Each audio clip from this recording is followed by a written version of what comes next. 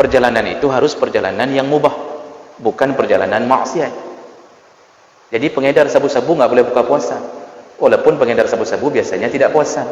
Yang mau ada rapat di Jakarta, rapat untuk apa? Menghitung margin bunga bank.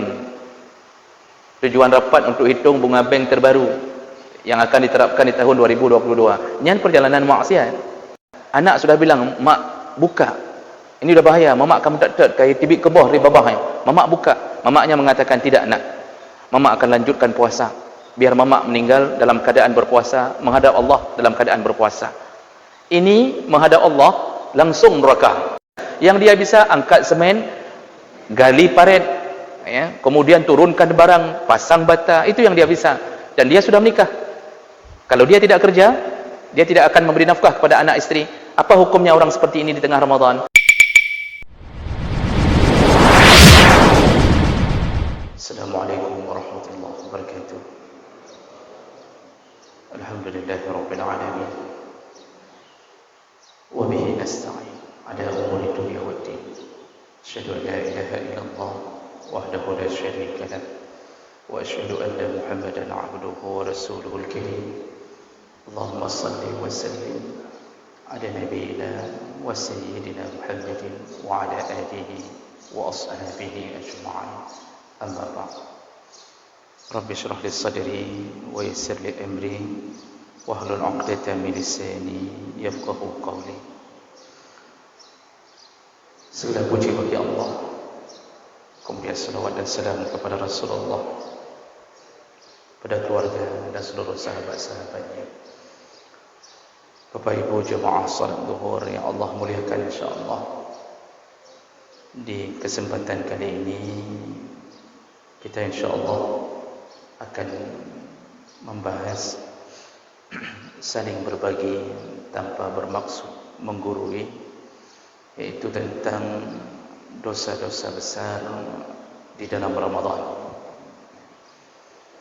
Jadi kita akan bahas tentang dosa besar apa yang paling sering terjadi selama Ramadan dijalani oleh hamba Allah Subhanahu wa taala. Yang pertama yaitu meninggalkan puasa tanpa uzur. Meninggalkan puasa Ramadan tidak ada alasan yang syar'i. Jadi sengaja tidak puasa.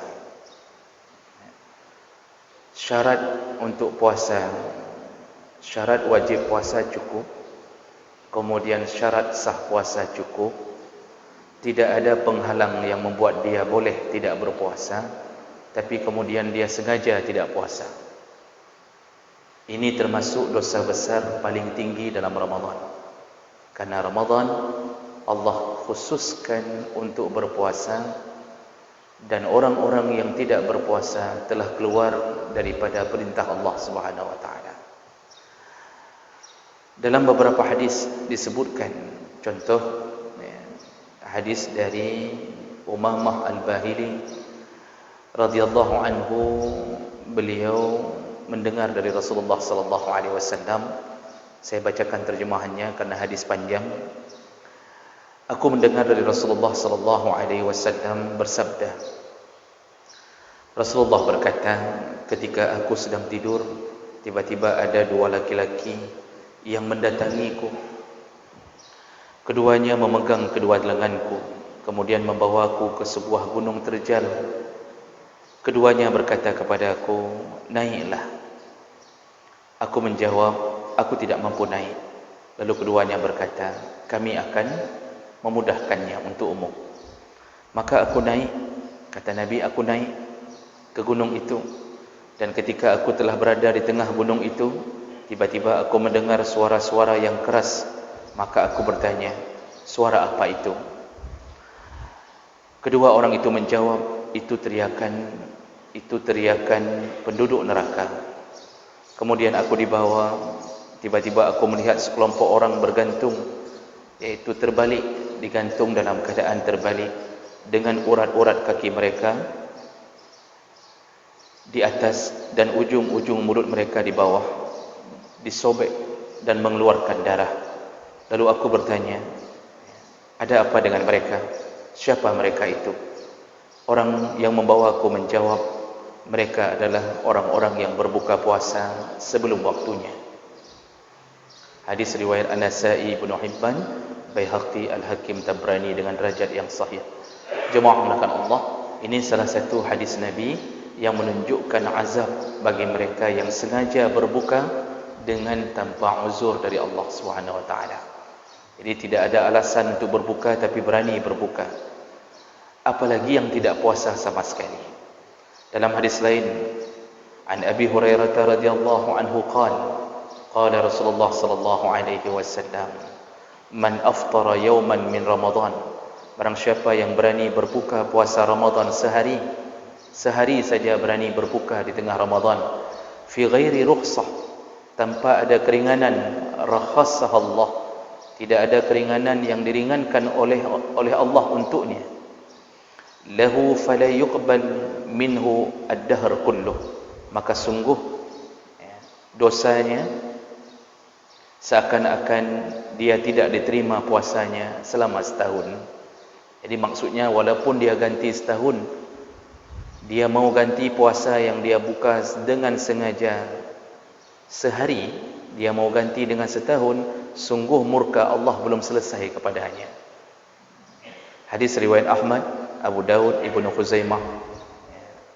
Kemudian dalam hadis yang lain dari Abdullah bin Mas'ud radhiyallahu anhu qala, man aftara yawman min Ramadan min ghairi rukhsatin laqiyallahu bihi wa in sama ad-dahr kullah in syaa ghafara lahu wa in syaa azzabahu. Kata Ibnu Mas'ud, barang siapa yang berani berbuka puasa tanpa keringanan dari Allah, artinya tidak ada alasan untuk dia berbuka, maka dia akan bertemu Allah dalam murkanya walaupun dia sudah mengganti puasa itu setahun lamanya. Artinya kalau dia ganti puasa itu dengan setahun, belum selesai murka Allah. Insya'a ghafara lahu, kalau Allah ingin mengampunkannya, maka Allah ampunkan. Wa insya'a azabahu, kalau Allah ingin mengazabnya, maka Allah akan mengazabnya. Hadis riwayat Tabrani dengan derajat yang hasan. Dalam hadis yang lain, an Ali bin Abi Thalib radhiyallahu anhu qala, man aftara yawman min Ramadan muta'ammidan, barang siapa yang berani berbuka puasa Ramadan dengan sengaja, lam yaqdihi abadan tulad dahr, maka dia tidak akan mampu mengganti kemurkaan Allah setahun lamanya. Sama juga maksudnya. Maksudnya setahun dia mau ganti, belum tentu murka Allah selesai kepada mereka yang tidak berpuasa. Nah, jemaah melakukan Allah Subhanahu wa taala, di masa Ali bin Abi Thalib, berdasarkan keterangan Atha bin Marwan, pernah Ali bin Abi Thalib mencambuk orang yang meminum khamar di bulan Ramadan. Lalu Ali mencambuknya samanina marrah.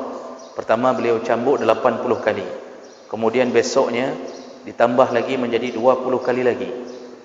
Lalu kemudian Ali berkata, wa qala darabnaka al-ashrin li jar'atika 'ala Allah wa iftaruka fi Ramadan.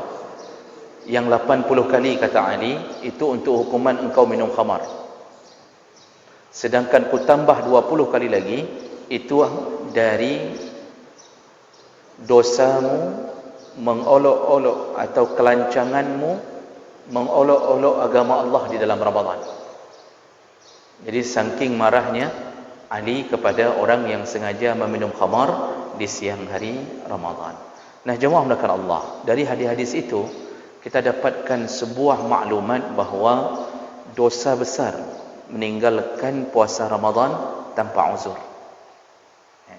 Baik dengan tidak berpuasa sama sekali ataupun sengaja berbuka tanpa rukhsah, tanpa uzur yang dibolehkan dalam syar'i. Dan ini ancamannya berat. Kalau sehari saja bermasalah, maka bagaimana kalau orang tidak pernah puasa sampai sebulan lamanya, atau mungkin bertahun-tahun dia tidak puasa, sedangkan kewajiban puasa telah turun kepadanya. Jemaah melakukan Allah, oleh karena itu, sebagai perluasan informasi, Baru dibolehkan berbuka puasa itu kalau ada keringanan dari Allah. Syariat meringankan.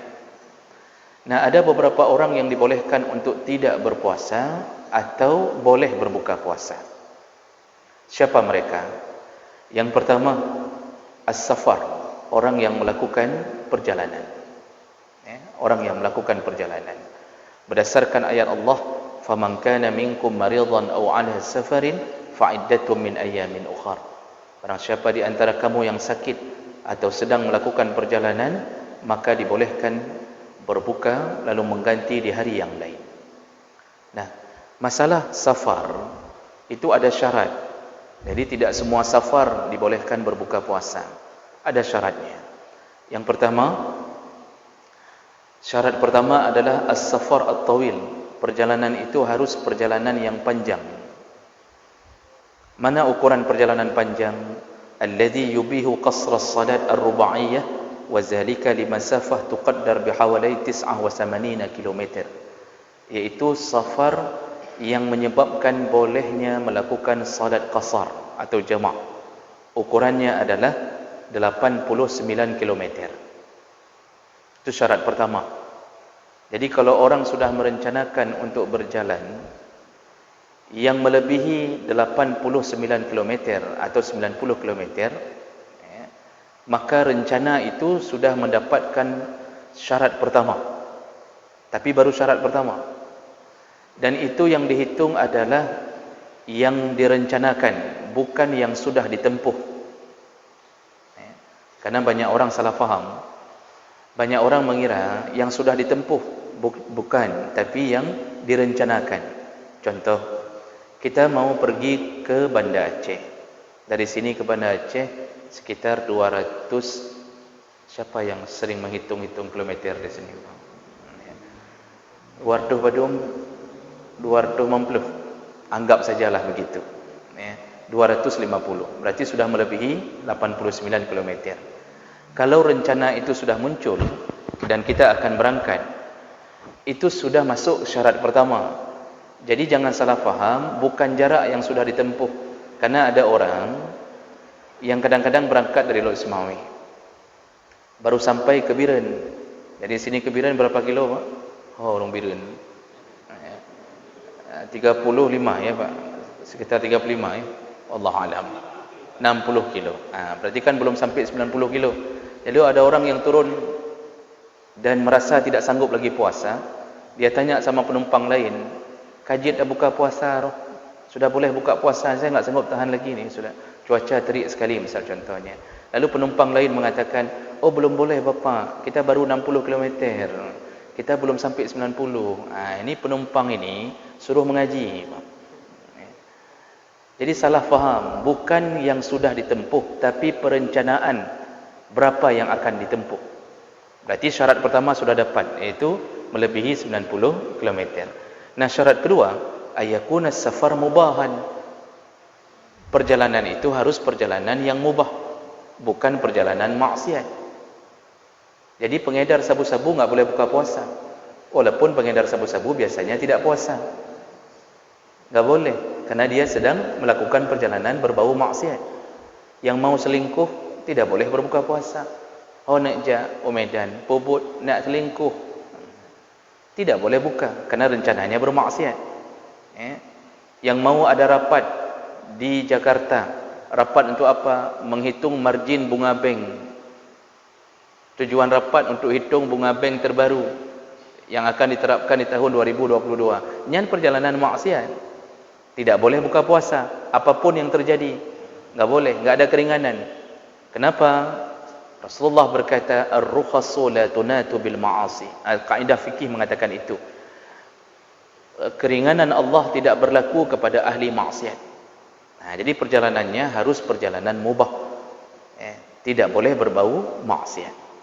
Kemudian syarat ketiga, bagi yang keluar dari rumahnya sebelum tulu'ul fajar, bagi yang keluar dari rumahnya qabla tulu'il fajar, sebelum bunyi azan atau sebelum masuk fajar subuh, dia sudah keluar dan dia sudah melewati ya, ila makanin yabda fihi jawazul qasar, sudah melewati batas tapal kampungnya. Maka bagi orang yang begini, ketika datang azan subuh, posisi dia sudah musafir, dibolehkan tidak berpuasa dari awal. Dibolehkan tidak berpuasa dari awal. Contoh azan jam pukul 5 misal contohnya. Kita mau ke Banda Aceh. Kita sudah keluar dari jam setengah 5 sebelum waktu imsak datang. Ketika waktu imsak datang, posisi kita sudah musafir, bukan lagi di rumah. Bagi orang yang model seperti ini, itu dibolehkan tidak berpuasa dari awal. Jadi dari pagi itu enggak puasa, karena posisi dia langsung musafir ketika imsak datang.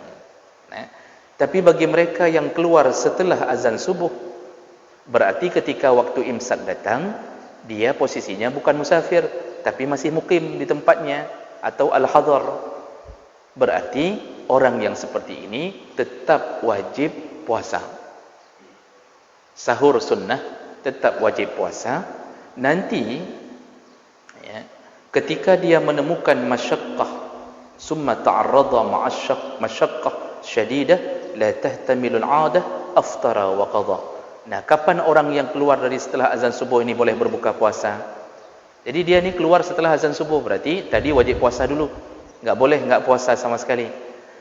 Kapan boleh berbuka? Dia boleh berbuka ketika menemukan masyaqqah syadidah, yaitu kesulitan yang sangat hebat, yang kira-kira melampaui ukuran normal. Bagaimana ukuran melampaui ukuran normal? Di tengah jalan, cuaca teriknya Masya Allah. Jadi dia sudah mulai terasa gerah, tidak bisa lagi berjalan dengan mobil yang tidak ada AC, ya. Hausnya minta ampun. Jadi kepala sudah berkunang-kunang, sudah muncul bintang 6, satu bintang lagi jadi obat dah tu, ya. Dah nada boleh jalan. Ni orang yang seperti ini, kalau tidak buka, kalau seandainya dia tidak buka, dia akan pingsan atau jatuh binasa, atau bisa jadi mobil masuk jurang kalau dia tidak buka. Nah, kondisi seperti ini membuat diizinkan keringanan untuknya berbuka, karena dia posisi musafir. Cuma bedanya, kalau tadi keluar sebelum subuh, boleh langsung tidak puasa dari awal. Tapi kalau sudah keluar setelah salat subuh, setelah azan subuh, harus puasa dulu, baru boleh buka ketika menemukan kesulitan di tengah jalan. Itu pun kesulitan yang menyebabkan binasa, bukan gara-gara sedikit merasa gatai, ya? Misal dia merasa gatal di waktu naik L300, gatal gara-gara mau pijit bangkunya, ya? Bangku ada pijit ada kutu busuknya, ya? Lalu dia mengatakan, "Nyo kagak taitat, nyo kena buka puasa mentang nyo hanja." Tidak dibolehkan, ya? Jadi oleh kerana itu, jemaah melakukan Allah, ini syarat ketiga bagi yang keluar sebelum tulu' al-fajr. Dibolehkan berbuka dan tidak berdosa. Musafir tidak berdosa seandainya dia berbuka, ya, kalau dia menemukan kesulitan di tengah jalannya. Walaupun nanti ada permasalahan, mana yang lebih utama, melanjutkan puasa atau berbuka. Misal kita menemukan kesulitan yang agak rendah sedikit, mana yang lebih utama, melanjutkan perjalanan dalam keadaan puasa atau berbuka? Ini ada khilaf. Jumhur ulama mengatakan melanjutkan perjalanan lebih utama dengan berpuasa. Imam Hambali yang mengatakan berbuka lebih utama daripada berpuasa di saat musafir. Itu ada khilaf. Nah, jemaah melakukan Allah, ditambah syarat keempat oleh mazhab Syafi'i. Washtarata Syafi'iyah syartan rabi'an. Ada syarat keempat yang ditambahkan dalam mazhab Syafi'i, wa huwa an la yakuna asy-syakhsu mudiman lis-safar. Jadi keringanan Allah tadi yang diberikan kepada orang yang keluar sebelum azan subuh, kalau begitu azan sudah lewat batas kampungnya, itu boleh enggak puasa? Itu hanya diberikan izin kepada yang bukan profesi sebagai musafir terus-terusan. Fa in kana mudiman, tapi bagi mereka yang profesinya memang di jalan, memang bak jalan buat, kasaikis sayarat, seperti supir mobil, hurima alaihi al-fitr, maka tidak berlaku hukum tadi untuknya. Jadi supir, misal dari sini ke Medan, supir bus, dia keluar jam 4 subuh. Bolehkah dia tidak puasa langsung? Tidak boleh. Nanti dia pulang dari Medan ke sini, dia keluar lagi dari Medan jam 4 subuh. Bolehkah dia tidak puasa dari awal? Tidak boleh. Padahal tadi orang yang tadi itu boleh. Khusus supir tidak boleh. Haram. Haram untuk tidak berpuasa. Karena pada dasarnya dia memang hari-hari itu pekerjaannya. Cik nyambuat dia. Jadi tetap wajib puasa. Tetap wajib puasa. Kapan supir boleh buka puasa? Illa iza lahiqahu bis-shaum masyaqqah. Supir-supir L300, L350, L400 dan semua supir-supir itu haram untuk tidak puasa. Baru boleh buka puasa kalau dia menemukan masyaqqah, sama seperti tadi. Ketika sudah di jalan menemukan kesulitan, takut penumpang meninggal semua masuk jurang gara-gara tidak nampak lagi jalan, baru dibolehkan berbuka. Jadi supir wajib puasa. Anehnya supir hari ini rata-rata tidak puasa. Saya tidak tahu dari mana ilmunya. Seakan-akan ada sebuah ilmu yang mengatakan kalau meninggal supir dalam Ramadan mandum syahid. Tangsang menantang. Jadi begitu pedenya tidak puasa. Itu berani makan minum di depan penumpang. Aneh. Jadi orang terlalu berani kepada Allah. Kalau sudah dicabut rasa takut kepada Allah, ini musibah terbesar yang dimiliki. Allah kalau sudah stempel hati sehingga tidak takut lagi kepada Allah, ini musibah terbesar. Karena ujung-ujungnya tersiksa. Jadi jemaah melakukan Allah, ini seputar masalah orang yang diizinkan berbuka adalah musafir. Dengan syarat-syarat yang tadi. Orang kedua yang diizinkan berbuka, yaitu al-mariyad. Orang sakit. Orang sakit dibagi dua. Dalilnya sama. Faman kana minkum maridan aw ala safarin fa'iddatun min ayyamin ukhar. Barang siapa yang sakit atau bersafar dibolehkan berbuka ganti di hari yang lain. Nah, orang sakit ini ada dua tipe. Tipe pertama yaitu sakit yang tidak mungkin sembuh. La yurja shifa'uhu. Enggak mungkin sembuh lagi. Kita tahu dari mana dia tidak mungkin sembuh? Keterangan ahli, dokter, bukan keterangan sesama pasien dan bukan keterangan tetangga. Ahli yang mengatakan, dokter mengatakan bapa enggak boleh puasa. Hanya puasa le rona. Menyodron puasa bahaya. Bisa binasa. Kalau tipe yang seperti ini enggak mungkin sembuh lagi, maka dibolehkan tidak berpuasa sama sekali. Dan tidak ada qadha. Karena memang hanya mungkin boleh. Dia qadha pun sakit juga. Jadi dia tidak ada qadha. Apa yang harus dilakukan? Cukup hanya membayar fidyah. Cukup hanya bayar fidyah. Kapan dibayar? Hari-hari setelah melewati hari puasa. Boleh hari ini lewat dulu hari pertama. Hari kedua Ramadan bayar fidyah untuk hari pertama. Atau boleh sekaligus bayar di hari raya untuk fidyah sebulan ke belakang. Jadi fidyah tidak boleh dibayarkan di awal. Karena belum menjalani hari-hari itu. Bisa jadi besok meninggal. Kalau meninggal gugur, tidak ada fidyahnya. Jadi tidak boleh mengatakan ke anak, nak bayar fidyah bapak sebulan ke depan terus, nanti jangan terpikir-pikir lagi. Bayar terus sekarang. Itu tidak ada istilah itu. Lewati dulu hari-harinya baru bayar fidyah. Nah, jemaah maka Allah, berapa ukuran fidyah? Para ulama, jumhur ulama mengatakan fidyah itu yang selayaknya adalah fidyatun ta'amu miskin, memberi makan orang miskin. Jadi lebih aula, lebih afdal memberi makan orang miskin dengan masakan siap jadi. Beli nasi kotak ukuran 20 ribu, yang lengkap, boleh dipenyet, boleh digeprek, terserah. Sudah ada jus satu ukuran 20 ribu, kasih ke satu orang miskin untuk satu hari puasa. Kalau mau ganti dengan makanan pokok, para ulama mengatakan ukurannya yaitu satu mud. Satu mud itu ukurannya satu genggam tangan orang Arab. Satu mud, satu regam mubino sebenarnya. Muddun itu begini sebenarnya. Ukuran kita itu 0,75 liter makanan pokok. Atau 7,5 on. Untuk satu hari. Tapi ada yang berpendapat, itu yang 7,5 on itu untuk gandum. Karena Nabi tidak menghitung dengan beras. Nabi menghitung dengan gandum. Kalau dengan beras, pendapat Ada yang mengatakan bahawa itu 1,5 kilo, 2 mud, bukan 1 mud. Jadi 2 mud, 1,5 kilo. Jadi kalau 1,5 kilo itu baru dengan beras. Kalau kita hitung harga 1,5 kilogram beras, itu cocok dengan harga nasi yang kita beli satu kotak tadi, antara 20 sampai 22 ribu. Jadi intinya kalau bisa kita ambil kesimpulan, fidyah itu minimal 7,5 on, maksimal 1,5 kilo. Jadi boleh bayar di antara bilangan itu. Nah, jemaah maka Allah Subhanahu wa taala, ini tipe orang sakit pertama, enggak mungkin sembuh, itu boleh enggak puasa sama sekali, enggak ada qada, tinggal bayar fidyah. Sedangkan tipe kedua, itu bukan sakit yang enggak mungkin sembuh, tapi dia ada kemungkinan untuk sembuh. Ya. Sakitnya sakit berat, tapi masih ada kemungkinan untuk sembuh dalam pandangan ahli. Orang yang begini itu hanya boleh tidak puasa di waktu sakitnya.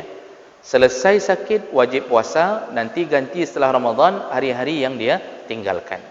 Jadi sakit yang boleh buka adalah sakit berat.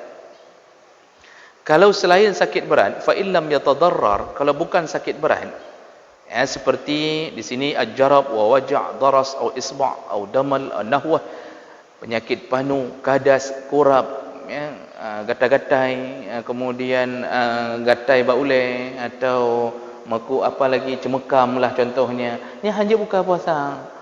Pekahanan puasa orang-orangnya cemekam berat dah. Ni ada hubungan dengan puasa. Ya. Lu nak kurap bab punggung nak puasa.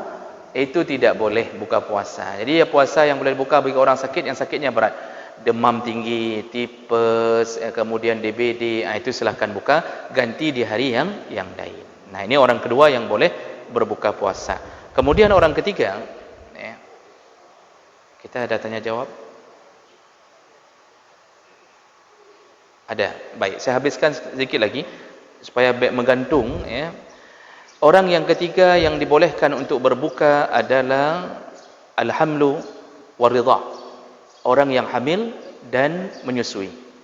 Orang hamil dan menyusui itu dibolehkan berbuka atau tidak berpuasa sama sekali. Dan dia tergantung dua kondisi. Kalau dia tidak puasa, ya, ibu hamil dan menyusui tidak puasa karena takut dirinya yang binasa, maka dia hanya cukup mengqadha di hari yang lain. Tidak ada fidyah. Tapi kalau mereka berbuka karena faktor takut terhadap atau khawatir terhadap anaknya, jadi kata doktor, ibu enggak boleh puasa. Kalau ibu puasa, janin dalam rahim bahaya. Atau ibu enggak boleh puasa, nanti air susu enggak ada. Ini bahaya bagi bayi, enggak ada makanan.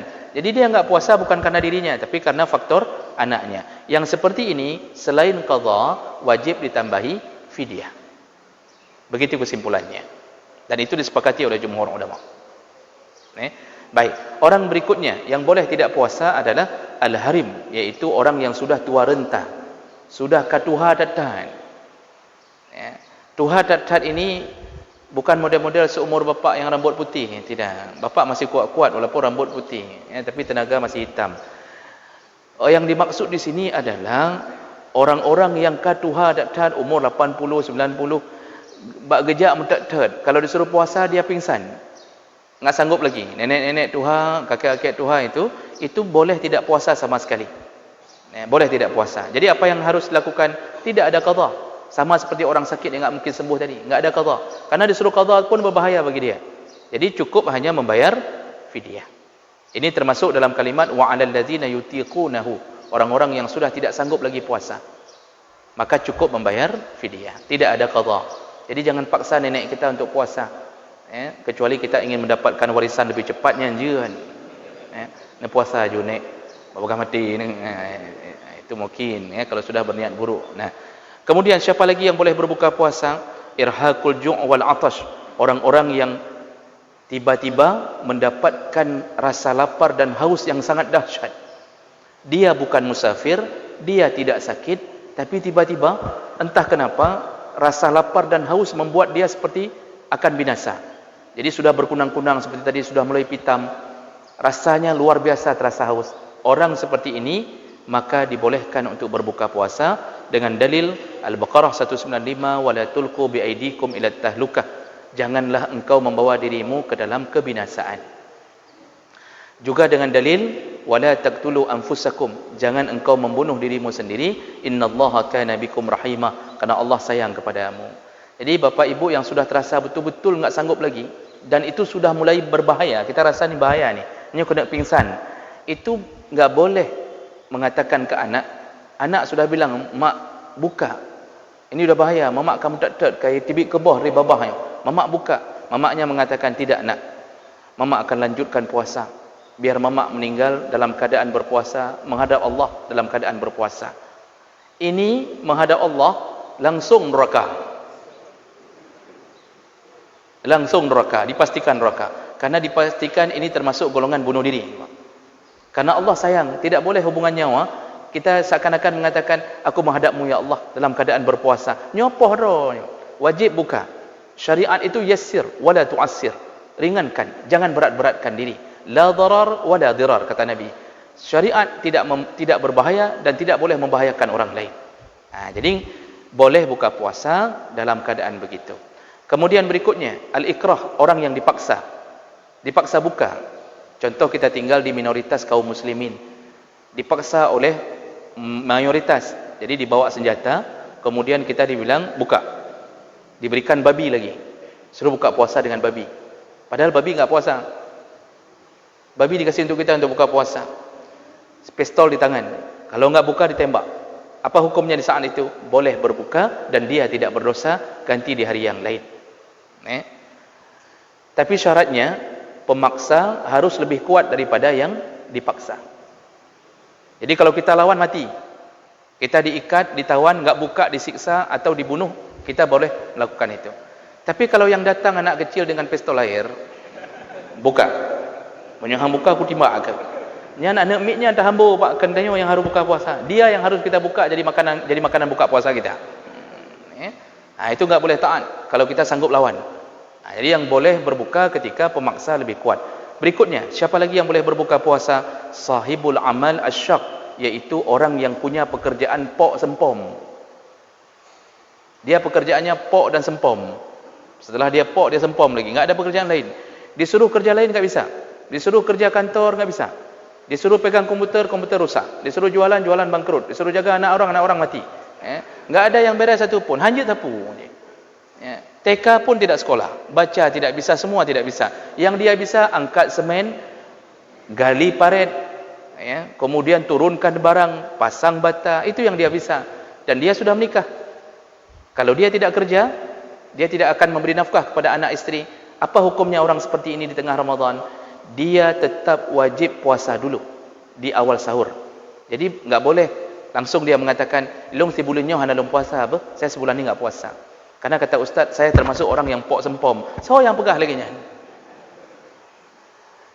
Hukumnya wajib puasa dulu. Wajib setiap sahur, bangun sahur puasa.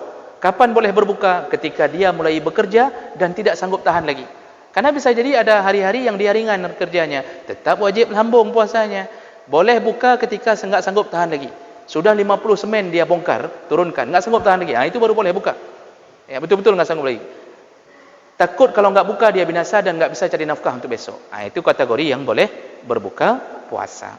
Baik, jemaah melakukan Allah, itulah orang yang diberi keringanan. Selain itu, jangan coba-coba untuk tidak berpuasa di dalam bulan Ramadan. Dosanya besar sekali. Subhanakallahumma bihamdik, asyhadu an la ilaha illa anta, astaghfiruka wa atubu ilaik. Wassalamualaikum warahmatullahi wabarakatuh.